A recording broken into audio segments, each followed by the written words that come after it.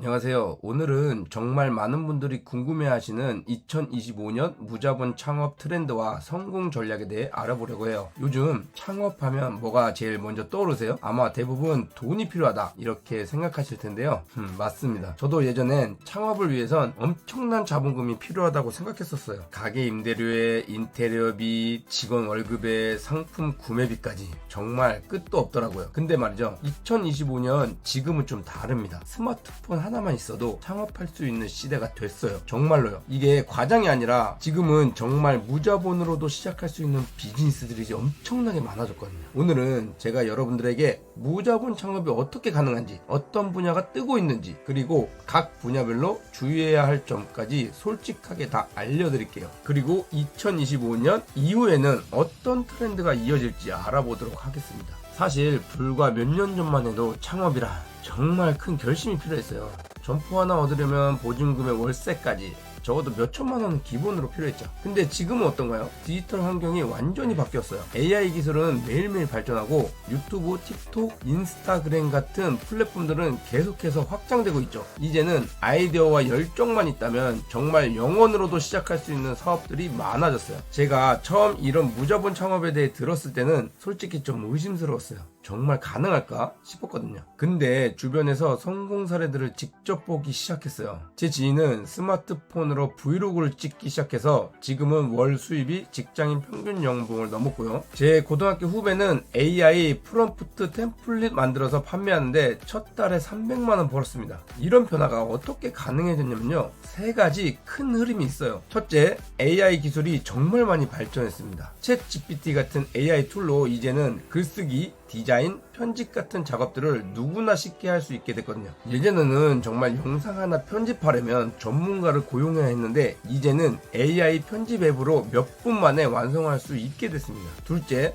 플랫폼 경제가 엄청나게 성장했어요. 유튜브, 틱톡, 인스타그램 이런 플랫폼들이 수익화 정책을 계속 확대하면서 콘텐츠 제작자들이 돈을 벌 수 있는 경로가 많아졌습니다. 광고 수익도 있고 협찬도 있고 라이브 커머스도 있죠. 셋째, 소비자들의 취향이 점점 더 세분화되고 있어요. 이제는 큰 기업보다 개인 창작자에게 더 신뢰를 보내는 소비자들이 늘어나고 있거든요. 거대 기업의 제품보다 소규모 창업자의 친환경 제품이나 맞춤형 서비스를 선호하는 사람들이 많아진 거죠. 이런 변화들이 모여서 지금 우리가 경험하는 무자본 창업의 시대가 열린 겁니다. 자, 그럼 이제 구체적으로 어떤 분야들을 뜨고 있는지 하나씩 살펴볼게요. 각 분야별로 특징과 장점도 있지만 솔직히 단점도 있거든요. 저는 이런 부분에서 무조건 잘 된다고 이렇게 얘기하는 그런 것보다는 제가 정말 해보면서 단점도 있다는 걸 많이 봐왔기 때문에 그런 단점에 대해서도 같이 이야기를 해드릴 겁니다. 지금부터 다 알려드릴 테니까 끝까지 한번 들어보세요. 먼저 가장 핫한 분야는 역시 콘텐츠 크리에이터죠. 유튜브, 틱톡,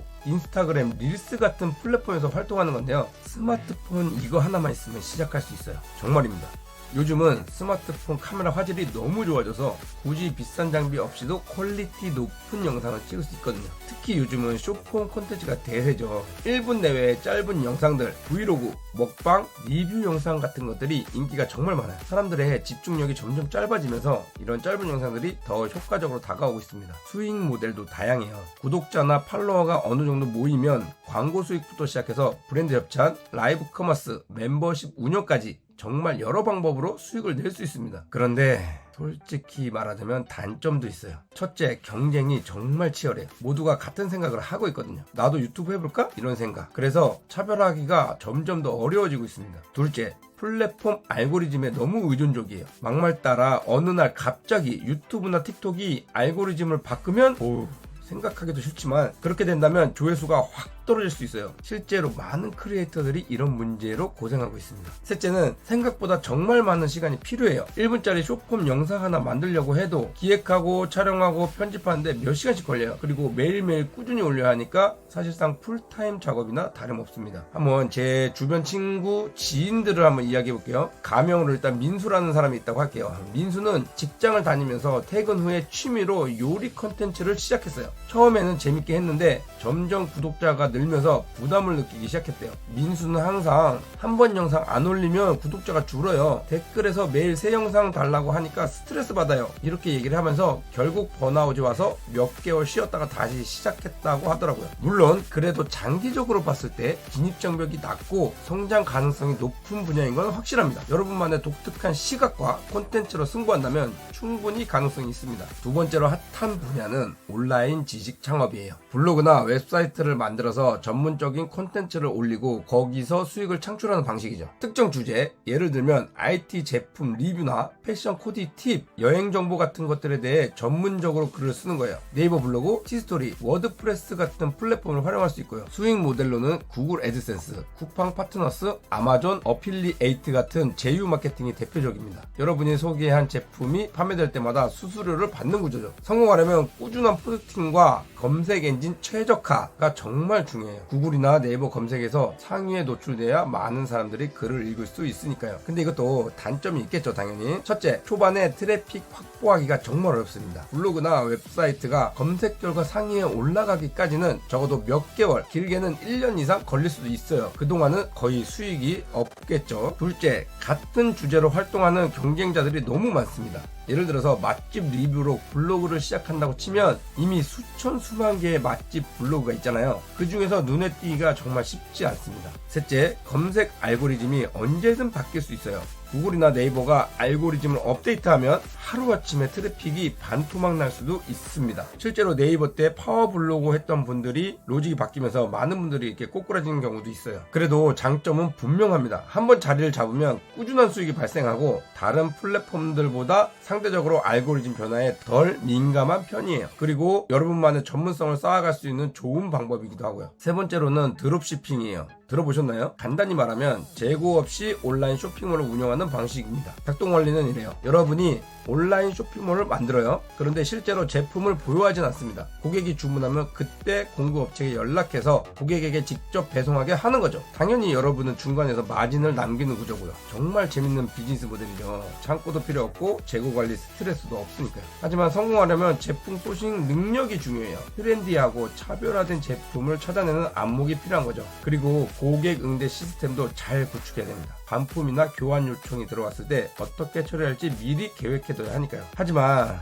당연히 이것도 단점이 있겠죠. 첫째, 공급자 품질 문제가 발생할 수 있습니다. 제품에 불량이 있을 경우 결국 책임은 여러분에게 돌아갑니다. 고객은 여러분의 쇼핑몰에서 구매했으니까요. 정말 많은 양을 팔아야 큰 수익이 나는 구조입니다. 둘째, 마진율에 한계가 있어요. 드롭시핑 특성상 가격 경쟁력이 있어야 하다 보니 제품당 남는 이익이 그렇게 크지 않을 수 있어요. 셋째, 브랜딩이 어려워요. 제품이 공급자에 의해 직접 배송되다 보니까 여러분만의 브랜드 이미지를 구축하기가 까다로울 수 있어요. 포장이나 동봉물 등을 마음대로 컨트롤하기 어렵거든요. 제가 아는 분도 드롭시핑으로 화장품 쇼핑몰을 시작했는데 처음에는 잘 됐습니다. 그런데 명절 시즌에 갑자기 주문이 폭증하면서 공급업체에서 배송이 지연됐다고 하더라고요. 결국 고객들의 항의 전화와 환불 요청이 쏟아졌고 평판이 크게 하락했다고 해요. 물론 다시 회복은 했지만 회복하는데 몇 개월이 걸렸다고 합니다. 그래도 초기 투자 비용이 적고 상품 종류를 쉽게 테스트해볼 수 있다는 장점이 있어요. 시장 반응을 빠르게 확인할 수 있겠죠. 마지막으로 가장 핫한 분야가 바로 AI 기반 디지털 제품과 서비스입니다. 지금 가장 성장성이 높은 분야라고 할 수 있죠. AI를 활용한 자동 글쓰기, 번역, 디자인 템플릿 등 디지털 솔루션을 제공하는 거예요. 또는 전자책, 온라인 강의,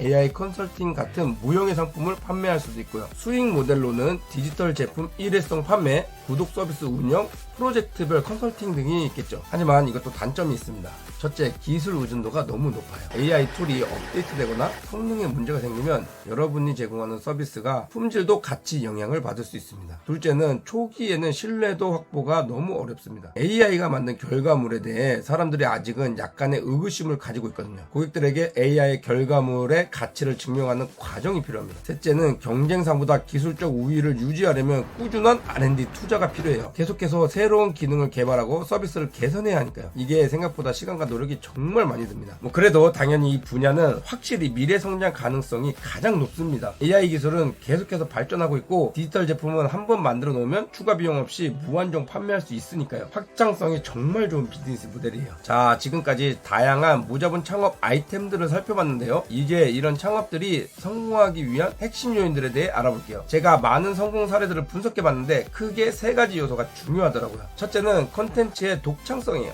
이제는 단순히 정보를 전달하는 것만으로는 부족합니다. 여러분만의 스토리텔링과 브랜딩이 정말 중요해졌어요. 예를 들어 드롭시핑을 한다고 해도 단순히 제품만 판매하는 게 아니라 브랜드 이미지와 패키징 그리고 스토리로 차별화해야 해요. 왜 이 제품을 판매하게 됐는지, 어떤 가치를 추구하는지 같은 스토리가 있으면 소비자들이 훨씬 더 끌리거든요. 제가 알고 있는 성공 사례 중에 환경 관련 컨텐츠를 만드는 유튜버가 있어요. 사실 환경 보호에 대한 컨텐츠는 이미 많이 있잖아요. 근데 이분은 버려진 쓰레기로 예술 작품을 만드는 컨셉트로 차별화했습니다. 그리고 매 영상마다 본인이 쓰레기를 줍는 과정부터 작품을 만드는 과정까지 스토리텔링으로 풀어냈죠. 결과적으로 1년 만에 구독자를 꽤 달성한 걸로 알고 있어요. 그만큼 독창성을 정말 중요합니다. 남들과 같은 방식으로는 경쟁에서 이기기 어렵거든요. 둘째는 지속적인 운영이에요. 초기 자본이 적은 대신 여러분들의 시간과 노력이 정말 많이 필요합니다. 유튜브는 꾸준히 영상을 편집하고 기획해야 하고, 블로그는 SEO 관리를 계속해야 하고, AI 서비스는 기능을 개선해야 하죠. 이런 것들이 하루아침에 되는 게 아니에요. 몇 개월, 때로는 몇 년씩 꾸준히 노력해야 성과가 나타납니다. 제 주변에도 블로그로 월 1000만원 이상 버는 분들이 있는데, 그분들은 항상 하는 말이 있어요. 성공의 비결이 뭐냐고 물어보는 사람들이 많은데, 사실 비결은 그냥 포기하지 않는 것이야, 이 말을 정말 많이 합니다. 실제로 보고 있으면 정말 많은 사람들이 초반에 성과가 없다고 그냥 포기해버려요. 하지만 진짜 성공한 사람들은 결과가 안 나와도 꾸준히 자기 컨텐츠를 만들고 개선해 나갔던 사람들입니다. 셋째는 트래픽 확보와 브랜딩이에요. 아무리 좋은 컨텐츠나 제품이 있어도 사람들이 찾아오지 않으면 소용이 없잖아요. 효과적인 방법 중에서 하나는 여러 플랫폼을 동시에 활용하는 거예요. 유튜브, 블로그, SNS를 함께 운영하면 시너지 효과가 생깁니다. 유튜브에서 본 사람들이 인스타그램으로 넘어오고 거기서 다시 블로그로 이동하는 이런 순환 구조를 만들 수가 있어요. 그리고 일관된 브랜드 이미지와 콘셉트를 유지하는 것도 중요합니다. 사람들이 여러분의 컨텐츠나 제품을 보면 바로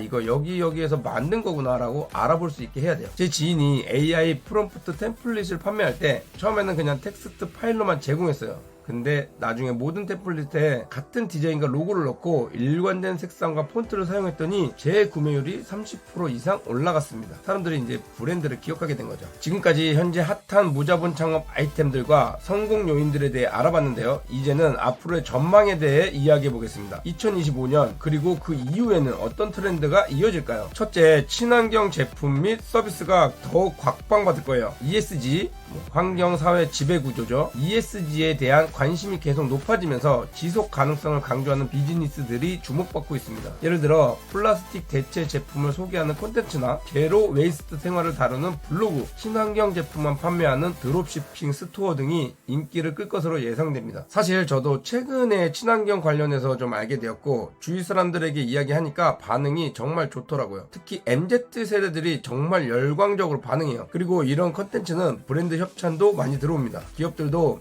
ESG 활동의 일환으로 친환경 크리에이터들과 협업하기를 원하거든요. 둘째, 온라인에서 시작해서 오프라인으로 확장하는 모델이 늘어날 거예요. 처음에는 무자본으로 온라인에서 시작하고 어느 정도 성과가 나면 팝업 스토어나 작은 오프라인 매장을 열어서 고객들과 직접 만나는 거죠. 요즘 소비자들은 온라인만으로는 뭔가 부족함을 느끼는 경우가 많습니다. 실제로 제품을 보고 만져보고 싶어 하죠. 그래서 온라인에서 충분한 팬층을 확보한 다음 오프라인으로 확장하는 전략이 효과적일 수 있어요. 셋째, AI와 메타버스를 활용한 비즈니스가 계속해서 성장할 겁니다. 가상 공간에서 제품을 홍보하거나 AI 아바타를 통해 고객과 소통하는 등 기존과는 정말 다른 방식으로 비즈니스를 차별화할 수 있어요. 예를 들어 가상 피팅 서비스나 메타버스 내 부동산 중개, AI 코치 서비스 같은 것들이 점점 더 인기를 끌 것으로 예상됩니다. 최근에 건너서 이렇게 들었긴 했는데 AI 기반 운동 코치 서비스를 시작한 스타트업이 있어요. 스마트폰으로 운동하는 모습을 촬영하면 AI가 자세를 분석해서 피드백을 해주는 그런 서비스예요. 초기에는 투자자들이 사람들이 정말 AI 코치를 신뢰할까 하는 의구심이 있었는데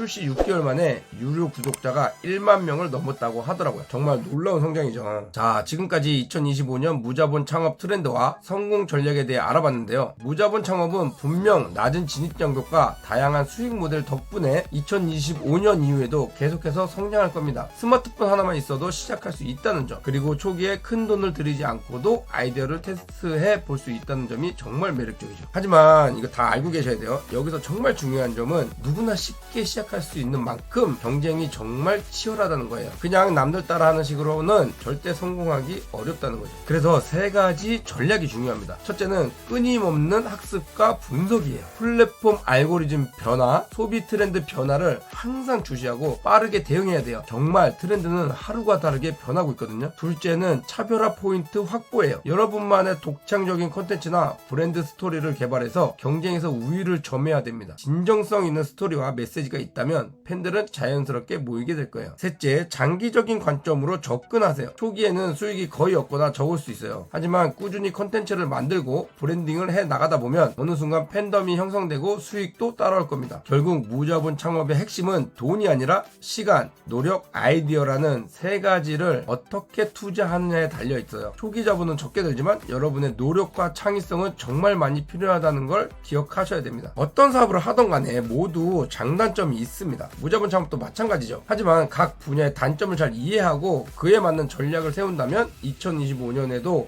충분히 성공할 수 있는 아이템을 찾을 수 있을 겁니다. 오늘 제가 얘기해준 내용들을 바탕으로 나만의 무자본 창업을 한번 시도해보는 건 어떨까요? 큰 돈을 들이지 않고도 시작할 수 있으니 실패해도 크게 잃을 건 없습니다. 만약 실패한다고 해도 오히려 그 경험 자체가 엄청난 자산이 될 거예요. 그럼 오늘 영상이 도움이 되셨길 바라고 이 영상을 보는 사람들의 무자본 창업 도전을 응원합니다. 감사합니다.